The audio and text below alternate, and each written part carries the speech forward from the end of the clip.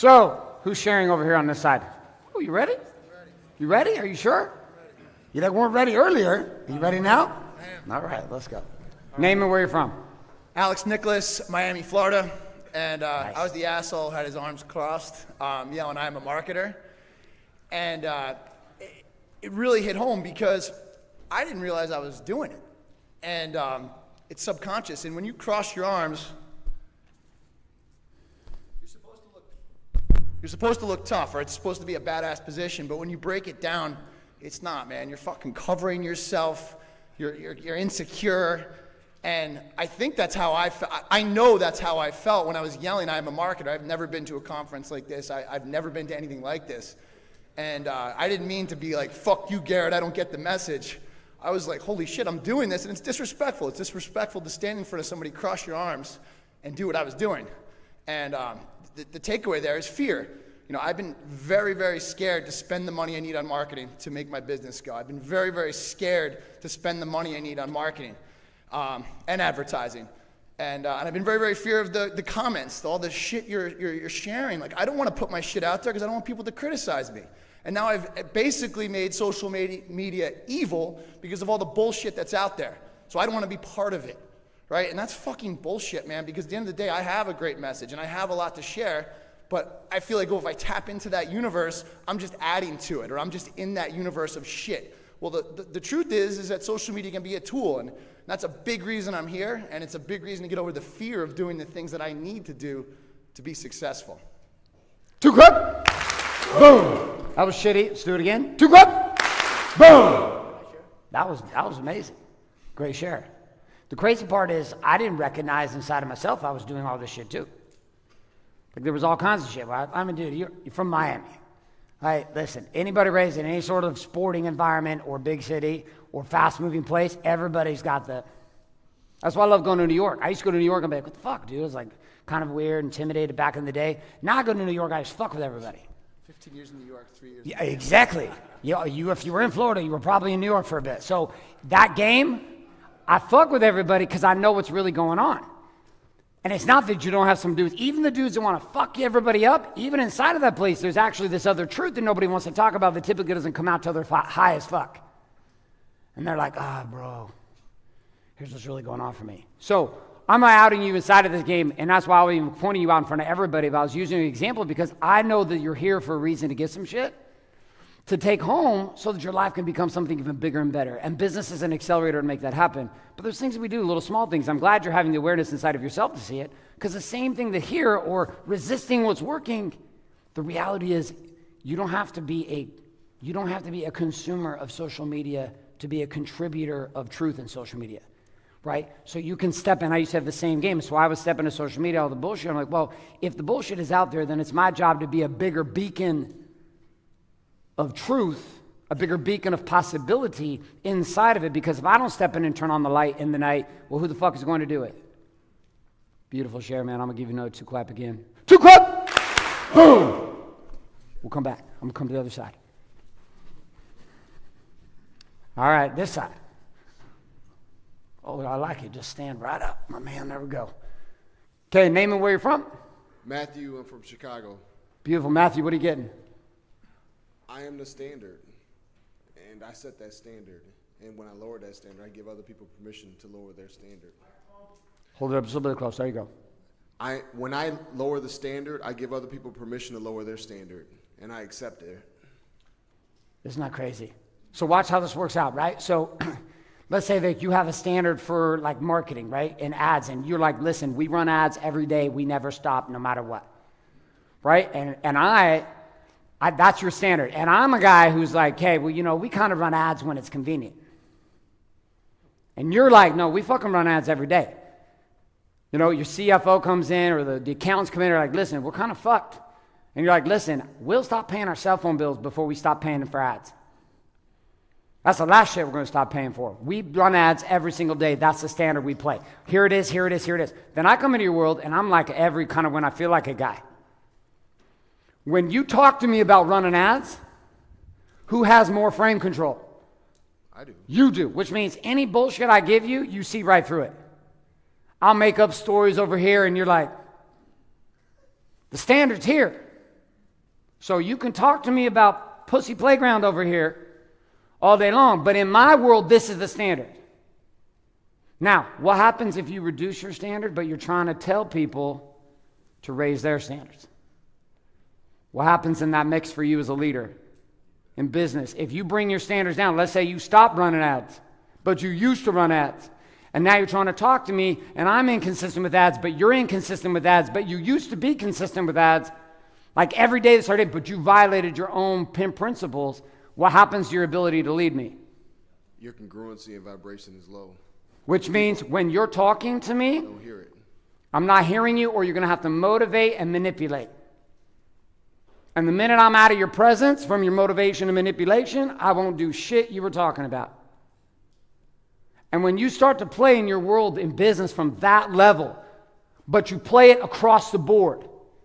I didn't build the Core 4 and the Warriors Way to be like this superhuman guy to talk about cool shit. Like I didn't. I literally was trying to find more power to make more money. And I saw this connection between working out and getting paid. And I was like, shit, when I work out, I feel on fire. If I got up this morning, just drank coffee and came in here, it'd be very different. This morning, I got pinned down on the bottom of the ocean, giggled on the bottom for a minute, laying there with waves pounding on me. Then I came up, big breath, paddled, fucking rip. There's so much rip, it's so much paddling. Guys I'm out are all red-faced from the East Coast. They're like, what the fuck is this? I'm like, I know. It's a little monstrous out here. Keep paddling. Just keep swimming. Just keep swimming. And we're going.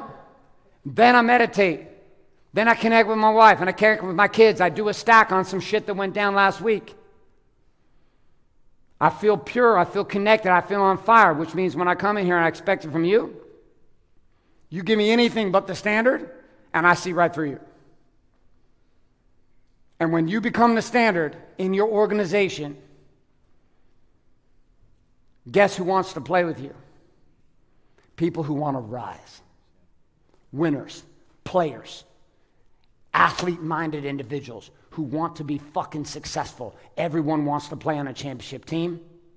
The problem is most people talk about championships everybody else won. Are you getting this? What else are you feeling right now? It relates to when people ask me all the time. I played college basketball, D1, and people ask me, do you still play? And I say, I don't play anymore for fun. Like, I want to be in the game. I'm not a spectator. And I know it makes people feel uncomfortable, but at the end of the day, like, I'm not trying to spectate. I'm trying to play the game. So you used to play, bro, did you see the game last night? Like, nah, I don't even watch that shit anymore. I tell them, I say, if you're a secretary, do you watch other secretaries do their job?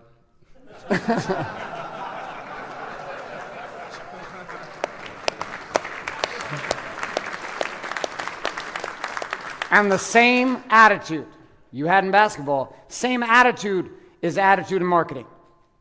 Same attitude in closing. I'm not all about watching people close. I'm not all about watching other people advertise on social media, advertising. I am a player in the game. I'm the standard. If I don't lead, nobody else is going to play at that level. I must do it first, and nobody else is going to do anything unless they are led by me. Well, I'll just hand over to my man from Chicago, and he could just keep leading the event. You're smashing it. How many of you guys are getting this? Like people like, how did you build what you built? In not one industry, but four. How did you do this, and how do you duplicate it at the speed you're doing it, from concept to the first million in 4 or 5 months? How are you doing this over and over and over again?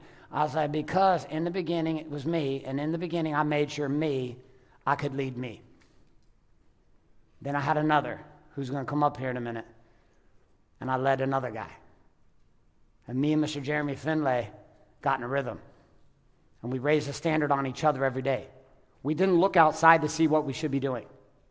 We looked inside, and we looked at each other, and we decided what we should be doing next. The competition today was against who? Me. I don't care how many shots you made. Yesterday I made this, today I'm going to make this. Doesn't matter how many waves you caught today serving. What matters today is, did I get better today than I was last year? Last year I almost drowned in the place I was in with the rip I was in. And yesterday I was out in swell that was bigger than the swell that was happening the day I was there. The day before, the same thing. And guess what? I was giggling. So, yeah, I'm not shredding it like these little fucking badasses around here in Huntington who were raised here. But I'm also not getting my ass kicked anymore, and I'm laying on the bottom of the floor with my board getting pinned on the bottom and laughing. Going like, oh, shit, I respect the fuck out of you, but you're going to have to come with more than that. Because I'm fit and on fire now. Now I can hold my breath, shredded as fuck, cardioed up. You better fucking come with more than that. But if you come with much more than that, I'm going to sit on the beach. Beautiful share. 2 clap. Boom. 2 clap. Boom. Throw over here. Beautiful share. Okay. You're going to go to your journal. Inspired by Michael, correct? Was it Michael from Chicago, correct? Matthew from Chicago. Inspired by Matthew's share. Where do you know inside of your marketing and your sales systems, where do you know inside of those areas that you must raise the standard? Even with no training we're about to go into. Jeremy's about to come up here and burn this house down. He's going to share with you shit that we've been working on, stuff we've been doing, and the way and the psychology and the techniques about why and what we do inside of our advertising, our marketing systems that got us to where we are, and how you can do the same thing for you. And we're going to do that all day. But right now, without any of that insight, go to your journal. Inside of marketing, inside of sales, where must you, as Matthew said, raise the standard in how you're operating? Let's go. You got 1 minute to write this down. The problem for the first 8-9 years of my business building was most of the shit I said was hype. I was trying to hype myself up. I bought cars to motivate me to do shit. I bought houses to motivate me to become more. Now I buy cars that mirror back who I am. I don't buy shit. People are like, why do you need that shit? I was like, because my environment must mirror back the fucking truth of who I am, not who I'm trying to become. You can all tell the difference. I know for 9 years I would outlive my dollars. I would push myself because I thought I would use physical things to pull me forward, to motivate me to build. Now I surround myself with who I've become, which means there's a pocket of time where you have to run into the void beyond who you are right now. Turn to somebody next to you. Share it up. Let's go. What is the piece that needs to change inside your marketing and sales with what you have tolerated? Let's go. Change it up. Share it up. Share it up. Share it up.